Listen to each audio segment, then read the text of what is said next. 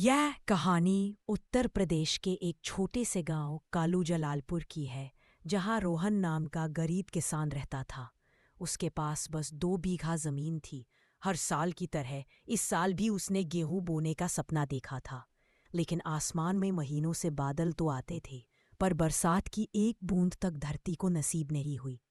रोहन सुबह खेत पर जाता, मिट्टी को हाथ में उठाकर देखता और फिर उदास मन से घर लौट आता।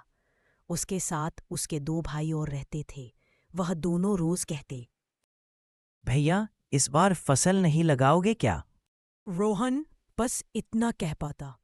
भाई, जब बादल बरसेंगे तब ही हमारी फसल हो पाएगी। गांव में और भी किसान थे, सबकी हालत वही थी। कुएं सूख चुके थे, तालाब का पानी भी घटता जा रहा था। कुछ अमीर किसान ट्यूबवेल से फसल उगा रहे थे, पर गरीब रोहन के पास तो बिजली का कनेक्शन तक नहीं था। दिन गुजरते गए।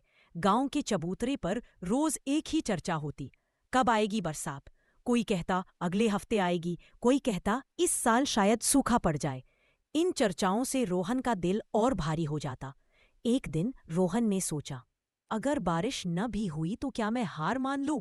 नहीं, मुझे कोशिश करनी ही होगी। उसने अपने भाइयों के साथ तालाब से पानी भरकर खेत तक ले जाना शुरू किया। दिन भर वे 3-4 बाल्टी ही ला पाते, पर रोहन का हौसला बड़ा था। गांव के लोग हंसते, इतनी सी बाल्टी से खेत सिंचेगा, पागल हो गया है क्या? लेकिन रोहन ने हार नहीं मानी। 2 हफ्तों बाद आसमान में काले बादल घिरने लगे, बिजली चमकी और तेज हवा चली। सीता दौड़कर बोली, रोहन, लगता है आज बरसेगा।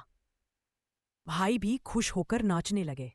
थोड़ी देर बाद आसमान खुला और बरसात की मोटी मोटी बूंदें धरती पर गिरने लगी। सारी धरती भीग गई, मिट्टी से सुगंध उठी। रोहन का चेहरा खिल उठा। उसके खेत में पहले से डाले गए बीज अंकुरित होने लगे। वह मुस्कुराते हुए बोला, देखो, मेहनत और सब्र कभी व्यर्थ नहीं जाते।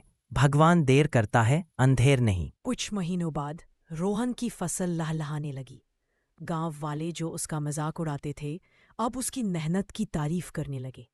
बरसात का इंतजार लंबा जरूर था, लेकिन रोहन के धैर्य और मेहनत ने उसे फल दिया। उसने सबको सिखा दिया कि उम्मीद और परिश्रम से असंभव भी संभव हो जाता है। ये यह कहानी हमें सिखाती है कि सब्र और मेहनत से ही सपने पूरे होते हैं, और उम्मीद कभी नहीं छोड़नी चाहिए। सब